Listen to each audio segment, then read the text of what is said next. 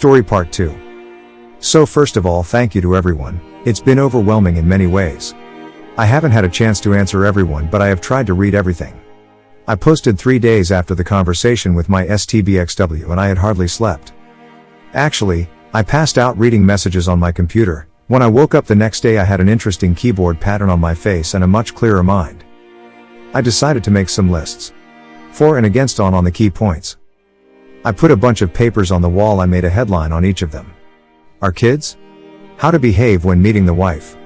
My marriage? Monica? Questions to ask my wife? Etc. The final document is too big to retype here, so I will just cover some of the main points. My goal was trying to figure out what core principles I wanted in place and what are the most important things that I wanted to focus on. Then I went through each of those and evaluated whether or not I would actually be able to achieve anything meaningful from it, and what would be a meaningful result in the case I got anywhere. As for the kids, they are my number one priority. I will increase my efforts to help them deal with this. More individual counseling, family counseling, I will arrange trips and spend more quality time together and make new memories. I will also involve the rest of the family on my side to drown them in love and help them through this. I will also talk to their teachers, coaches, etc. I want to make sure their support system is immediate and everywhere. I got an STI test and I've also booked DNA testing of the kids. Just thinking they might not be mine makes me very uncomfortable. But I have to make sure for their sake. If they're not mine, maybe there is some medical history they need to know about. What if they want to reach out to the real father when they get older? How will they see me if I don't act now to make sure? Hopefully they are mine and I will be stressed until I get it confirmed one way or the other. After talking alone to their therapists first, they joined us and we explained everything carefully and let them ask as many questions as they wanted. I repeated over and over and over again that they could come to me with anything. I am their dad, I love them more than anything and I will always be there for them. Whatever they need, no matter what. As for my marriage, I came to the conclusion that I can never trust my wife again. Without trust it's not possible to have a relationship. I also came to the conclusion that I do not love my wife, I don't love the person she has become. My love for her used a very big part of me, but she killed that with the affair. It totally changed my perception of her.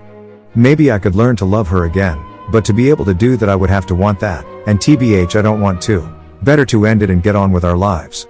I no longer want this marriage, I don't want our relationship, I don't want her. The part of me that loved her, the part of me that used to feel endless joy and happiness when thinking about her. That now fills me with dread and memories of pain. Actually, any thought of association with her causes me serious discomfort at the moment. Divorce is inevitable, I think, and I want to get it done as soon as possible. As for Monica, I talked a lot to her. I had some concerns based on the feedback I had here on Reddit. Maybe it wasn't such a good idea to jump into a new relationship? I also didn't want to bring her into my mess, and let's face it, my life is a total mess at the moment. She disagreed, she said life is messy, might as well see how we deal with that together while dating. I found out why she never married. She was engaged actually, her fiancé died unexpectedly in a work accident almost 5 years ago. This devastated her, and even though she had gone on a few dates since, she had not been able to form a connection with anyone. From her perspective, life is short and you have to take risks whenever a true opportunity presents itself. I explain how I don't want to start anything until after the divorce is official. I don't want to cheat while I am technically married. She agrees and respects that. I also talked about how it could be perceived if we all of a sudden were an item out in the open for everyone to see. It would be easy to try to frame her as the homewrecker. I don't want that, she agreed, and we will wait a little bit after it's official until we do anything. I feel incredibly drawn to Monica. This phone call is a borderline emotional affair in my mind, so I will not contact her again until I am done with legal separation. We agreed that I would get my affairs in order and contact her when I was ready, and we would see what we do then. When it came to planning the meeting with my wife, I wrote down some principles on who I want to be. I would make every effort in my meeting with her to try to be that man, the man I used to be before all this. I decided I needed to stay calm. I would make every effort not to be cruel. I would keep in mind that the purpose of this conversation was to move on with our life. The purpose was to be able to co-parent as good as possible for our kids. Still, I prepared a list of questions to try to understand her thinking to have this affair. And also what she was thinking about moving forward. I was not going to be deceitful. I was not going to give her false hope that there was a chance to reconcile just to get a post-nup or some benefit in divorce. I have decided to act as fairly as possible. I will divide all assets with her equally. We will have 50-50 custody. Even though she has acted terribly towards me, I will not use her as a role model. I will act so I can stand by my actions today, tomorrow and 20 years from now. I hate her for what she did to me, what she did to us, to our children. But I love the memories of the good times we had together, while it lasted. And I love our children that we created and raised together. I will try to remember her in this light moving forward, not her cheating. I can't carry hate in my heart, so at some point I need to forgive her so I can move on. Up until the point she cheated, I think we had a very good marriage. We would make love every day. We spent a lot of quality time together. We hardly ever argued. We sacrificed for each other willingly. I was actually very open with her up until I discovered her infidelity. I believed she was open with me as well, but now her actions shows this not to be the case.